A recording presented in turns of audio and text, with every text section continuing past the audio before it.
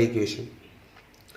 Exercise 3.2 third sum. Find the polynomial equation of minimum degree with rational coefficient having 2i plus 3 is a root.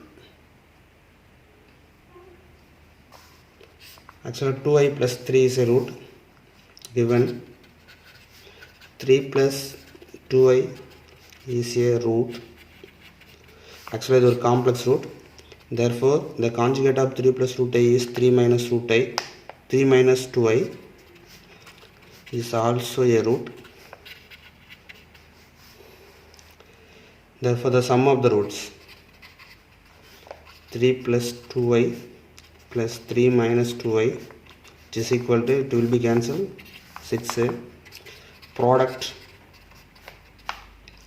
3 plus 2i into 3 minus 2i, which is equal to 3 square minus 2i the whole square.